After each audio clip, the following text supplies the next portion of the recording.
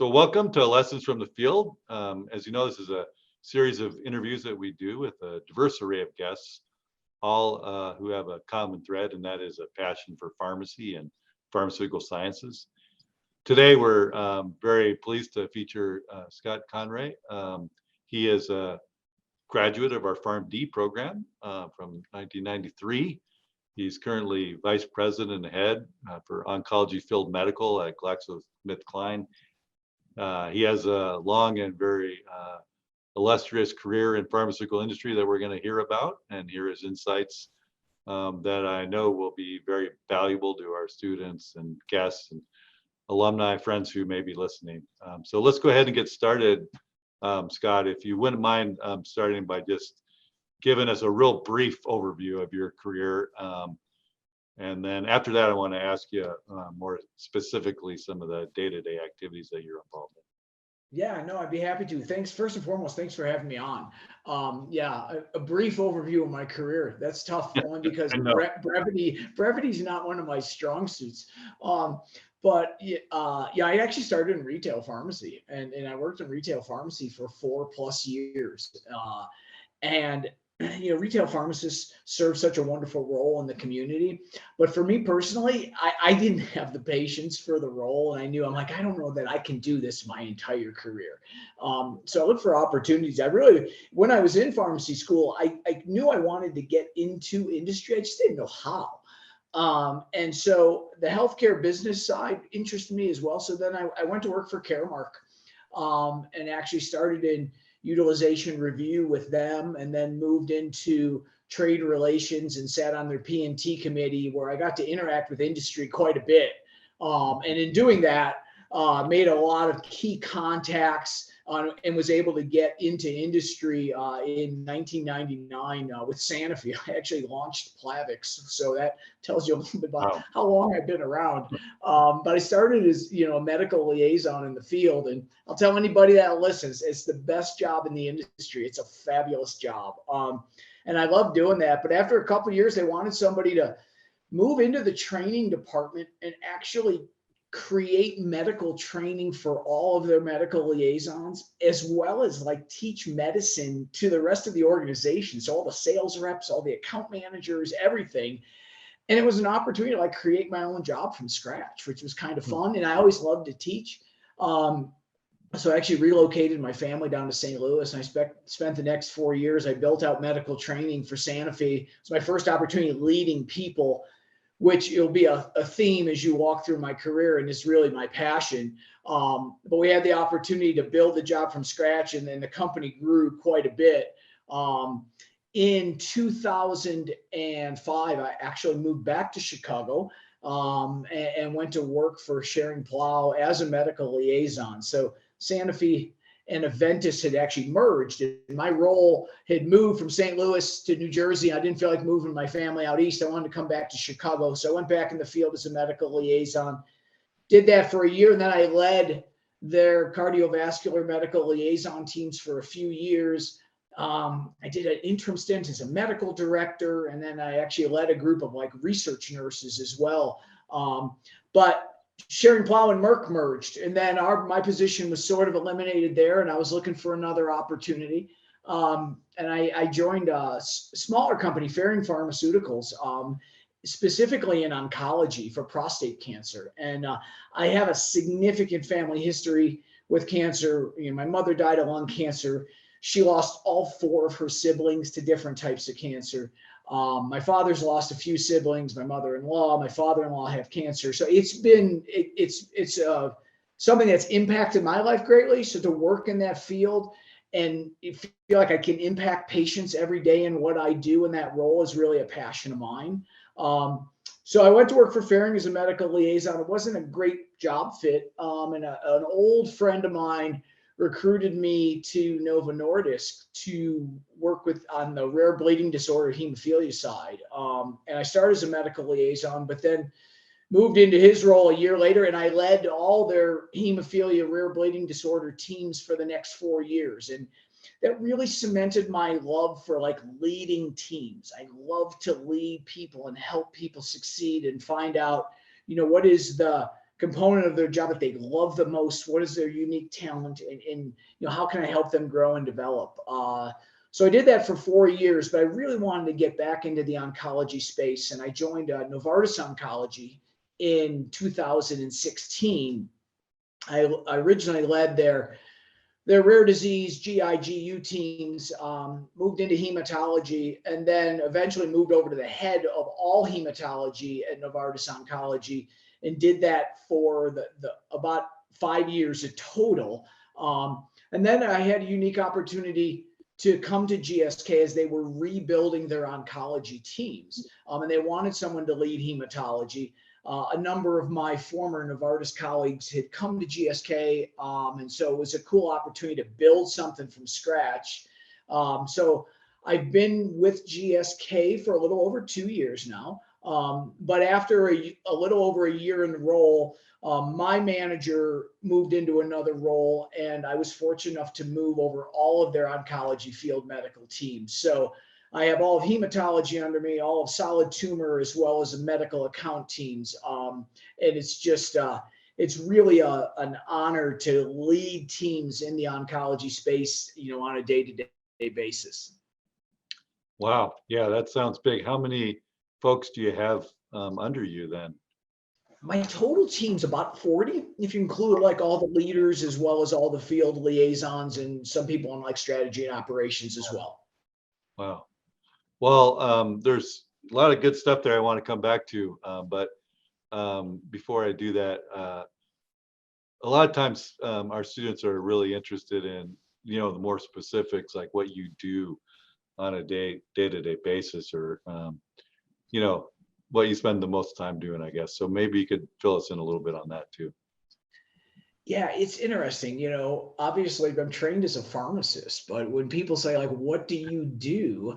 Um, I'm a people leader. I love to lead people, lead teams, and work with individuals and help them grow and develop. Those are the things that I'm really passionate about. And I've had the pleasure of working for amazing leaders. I've also had the learning experience of working for really bad leaders too, right? And when you work for bad leaders, you learn from them on Yeah. what not to do.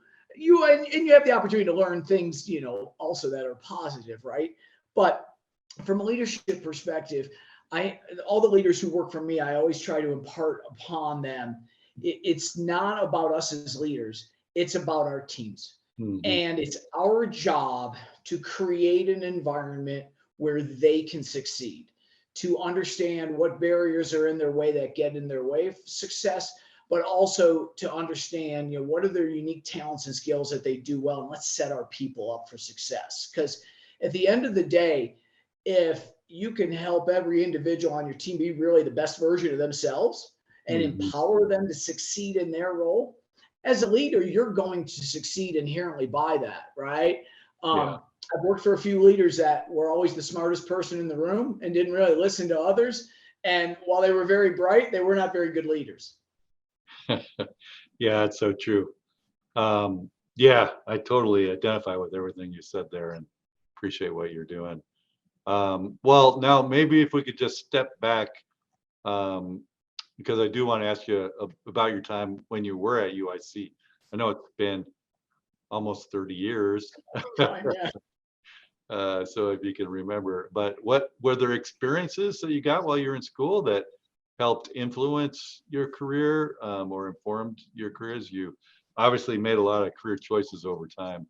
Um, Yeah, it's yeah. funny, because when I started pharmacy school, it was September of 1989. I can still remember, walking in there as a kid going, "Oh my," because I'd done my undergrad at Northern Illinois University, and with, a traditional, college campus in like a rural town where the college is the whole city, right? So coming to a city campus where I commuted on the train and took the L over to the west side, got off at the Polk Street stop, walking. It was just a different environment. And it's funny because one would think, well, you're in pharmacy school, you know what you want to do. But I had no idea what like the career of pharmacy could do for me. And I really did not have an idea walking into pharmacy school what I was going to do. I worked in a bowling alley when I started in pharmacy school. I actually didn't even get my first like pharmacy like technician job in a Walgreens till my third year of pharmacy school. So I didn't even know all the different opportunities. But I want to say it might have been my second year. I was in medicinal chemistry, and I was one of these individuals who had this weird love of organic chemistry because most people despise organic chemistry.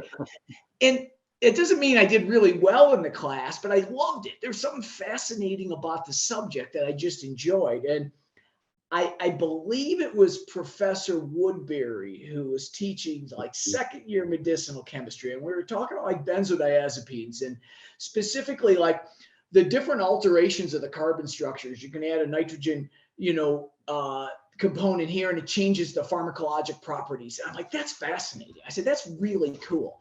I'd love to get like into drug development someday. However, I had no idea like how you get into drug development. I just thought that would be interesting. Little did I know you really need to go get like a PhD in biochemistry if you want to really develop drugs. But that kind of spurred an idea of, God, well, I'd love to work in the pharmaceutical industry like someday, but didn't know how. And my fourth year of pharmacy school, you're doing all my clinical rotations. My last rotation was an elective in infectious disease at Silver Cross Hospital in Joliet.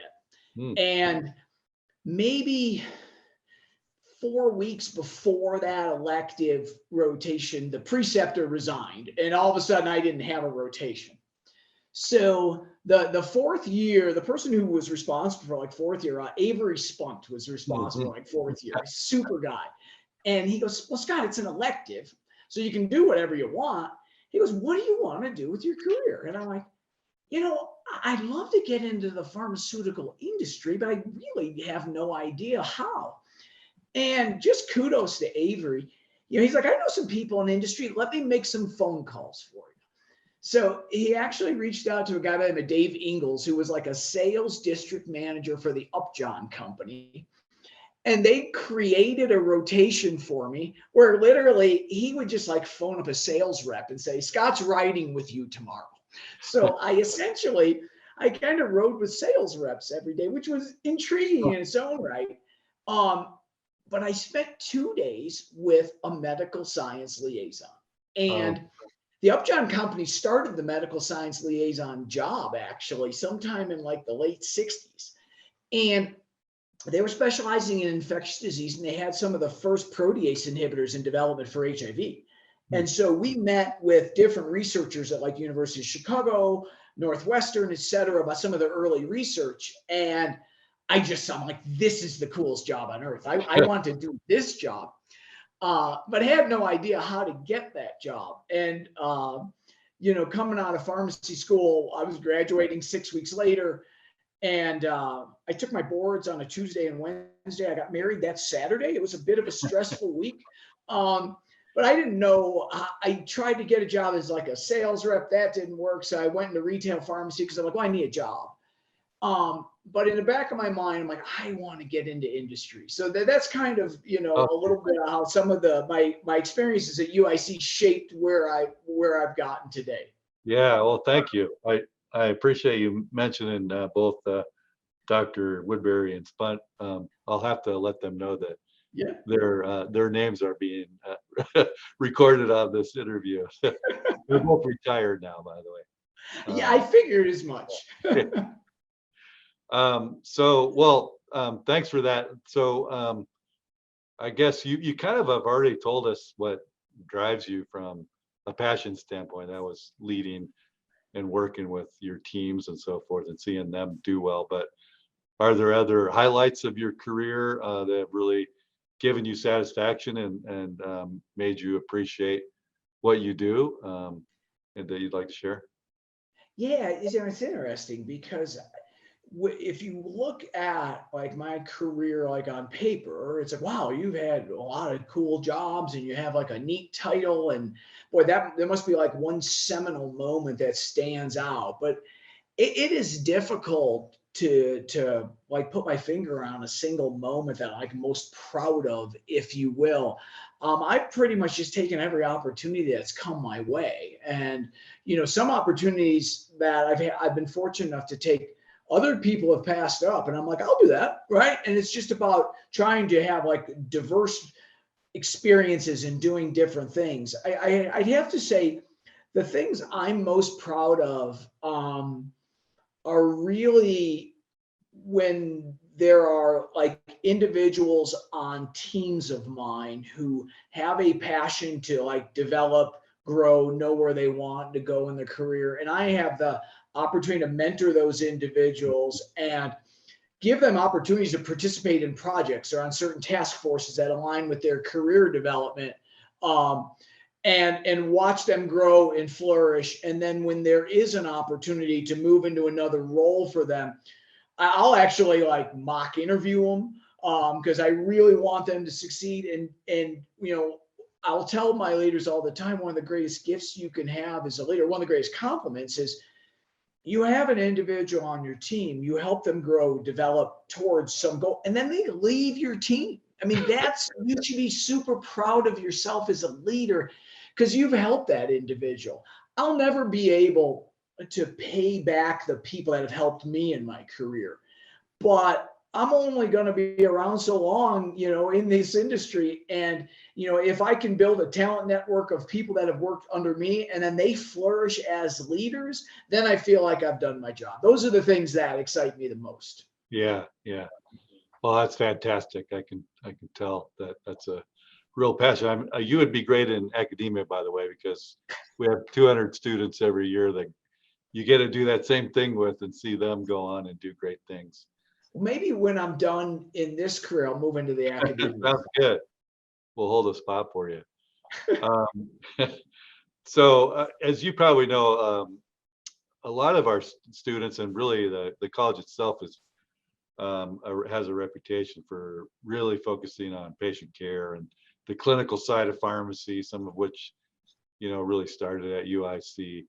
Um, and I think one thing maybe students think about in thinking about a career in industry is whether or not they'll have the opportunities to or influence patients either directly or indirectly. So, and I know you worked also as a pharmacist early on, but what are your thoughts on that and encounters that you've had with patients or the more patient side of the job? Yeah, it's interesting. I was thinking about this question, and you're right, because whether it's working when I went to work for Caremark on the managed care side or the years in industry, it's much more indirect in how you impact patients. The oncology field is fascinating. It's such a fast moving field, and our teams get involved in like phase 1 first in human research. I think of a couple. I'll give you an example from the pharma world, but also an example when I worked in retail pharmacy as well. I really had a unique opportunity when I led the hematology teams at Novartis Oncology to launch the first CAR T on the market with Kymriah in relapsed refractory peds ALL. And, at the time this product came to market, it seemed like science fiction. You literally, you do apheresis, you filter, you siphon off T cells, you send them away. We genetically modify the T cell to recognize the CD19 antigen. And then you grow these new T cells in a lab and you ship them back off and you reinfuse the patient. It attacks the cancer cells. And just an amazing benefit for patients. And in leading those teams, I've had the opportunity to actually engage with the very first patient who ever received a CAR T.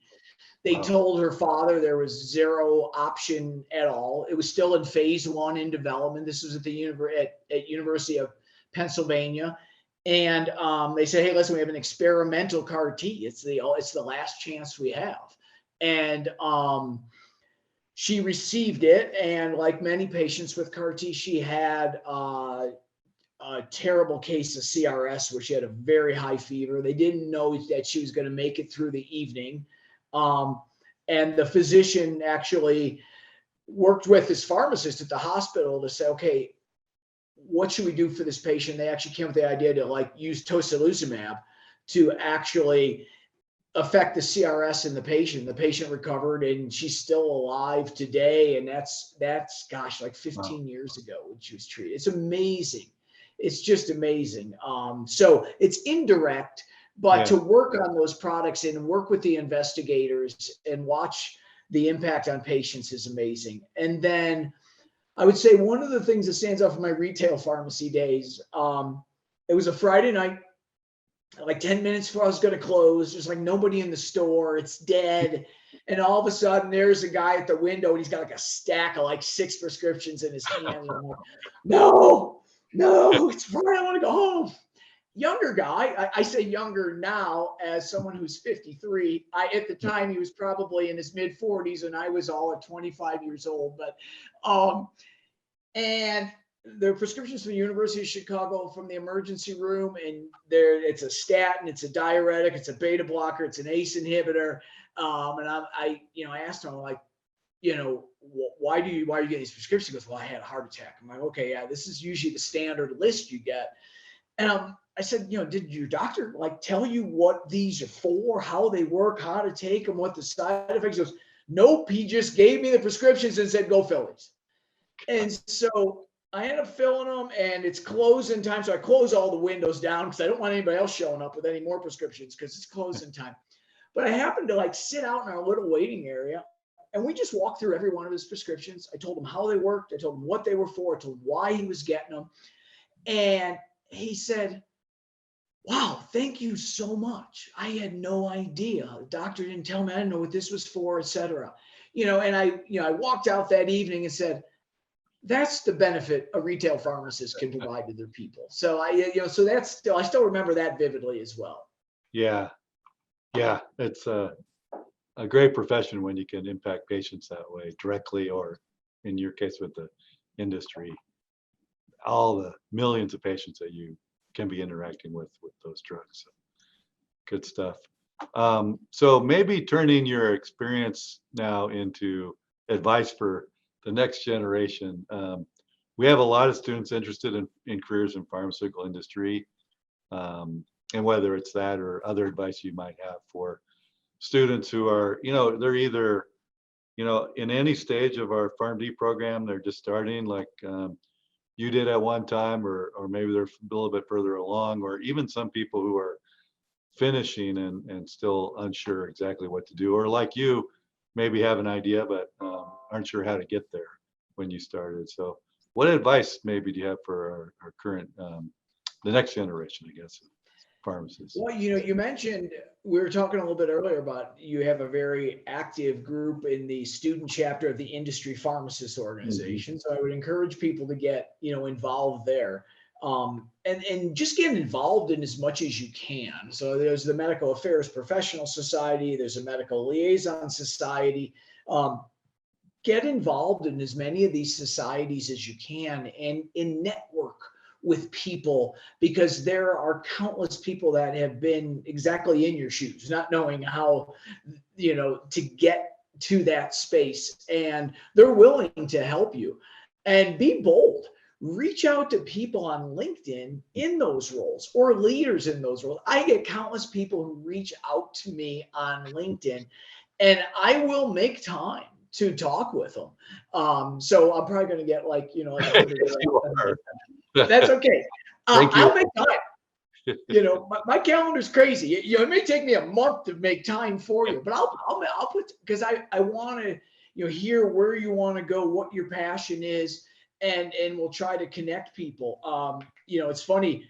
I mentioned Bernard Sue, who had actually had me come speak at the Industry Pharmacists Organization. He reached out to me when he was graduating. He was applying for a fellowship at Novo Nordisk, and I was at Novo Nordisk. And so I wrote him a letter of recommendation, and he became a fellow there. And actually, when I was at Novartis, I ended up hiring him to work on one of my teams. So, make contacts with people. And outside of the personal network component, seek out opportunities and take every opportunity that comes your way. Even things that you might think on the surface, like, I don't want to do that. No, do it, please. It will help you in the long run, because the wider array of experiences that you can gather make you that much more valuable as a candidate for whatever your next, and you may not know what the next role is, but do as much as possible, because not only does it build out your skill set and give you kind of a different lens into what a different role is, it also allows you to make contacts with a wider network of people that you never would have engaged with before. And often you have the opportunity to impress upon others. They might say, hey, Julie, she's impressive. She worked on one of my task forces. If there's an opportunity to bring her on my team, I'd love to. So, take every opportunity that comes your way. Yeah, that's fantastic advice. Sometimes it's hard to decide to do that, especially when you're busy, but totally Yeah. agree. Yeah, to make time and understand the benefits of that. But okay, how about was there any advice that you personally got over your career that you thought was really worthwhile that you might want to share? Yeah, a friend of mine, he actually sent me a message on LinkedIn the other day. But we used to work together at Caremark, and he said to me, he says, Scott, I don't care like how full you think your plate is, the amount of tasks, projects you're doing. Somebody comes to you and says, will you do this? Can you help me with this? Always say yes. Always say yes. You can always like move stuff around on your plate. Make time, because the experience you will gain from doing that will be invaluable. Number one. Number two, when others see you as an individual who's always, yep, I'm going to help you, I will jump in and help. That goes a long way as well. Having said that, I'm going to station my career in what my level is in an organization now that I have to like push stuff away. Sometimes it's like, I have to find someone on my team to do this. This is a task that's come my way, but I don't have room to do that. But you know what? I have team members I can delegate it to. So, but any opportunity to grow and learn, especially early in your career, when you have a little bit more freedom from that perspective, take every opportunity you can. Yeah.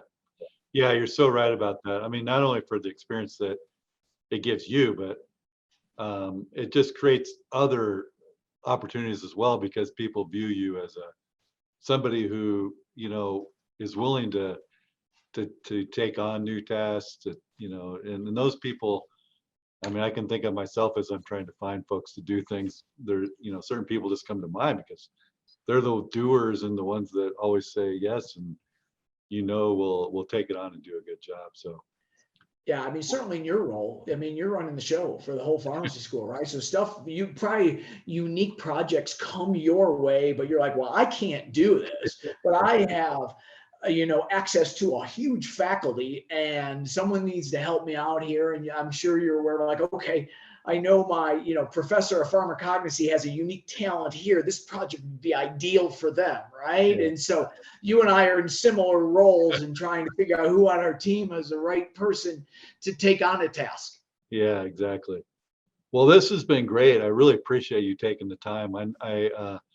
I don't want to see your inbox fill up, but I know that a lot of our students and our recent graduates probably would love to connect with you. So if you don't mind, we'll pass out your LinkedIn address or something along Yeah, I that. pretty much accept all invitations except for, well, I'm a little more selective with some, because half the people who reach out to me want to sell me something. So I Yeah, don't right. accept those invitations. But as far as like students, people, prospective people who want to get in the industry, I'll accept all the invitations, and more than happy to connect. Scott, it's been great. It's really one of the things I love the most about my job is seeing how our alumni have done so well out there, and the network of alumni that help each other out. And you're obviously a prime example of that. So thank you. Yeah, well, thank you. I mean, and I went to I grew up in Illinois, so like UIC was the only pharmacy school at the time, right? Yeah. I think there's Yeah. 7 of them now, right? Midwestern Wonderful. started when I was at UIC, but little did I know, fortuitously, by going UIC, which does a wonderful pharmacy school, right? For me, it was just the school in Yeah. town. Yeah. Yeah. And I'm so proud of the university. It's amazing, not only the alumni, but like the professors that taught me and the Mm. professors that are there. They're like a who's who of pharmacy. It's amazing the talent from a Yeah. professor perspective. And so when the different like US News and World Report rankings come out, I'm always like, oh, if UIC still in the top 10, that's good. I think it was 6th when I was there. So very proud. It's a Yeah. wonderful university, and what you do is amazing as a leader to really like forge the future for all of your students, and I that shouldn't be lost upon anyone as well. Oh, well, thank you. It's like you said, it's the team, all of the great people that we have here. It's just kind of going in the right direction. So thank Yep. you, Scott. We look forward to connecting with you again in the future, and really appreciate you taking time to do this with us today. Yeah, this was fabulous. I look forward to coming back to the university and speaking to the students and helping you guys out in any way. We'll have you soon.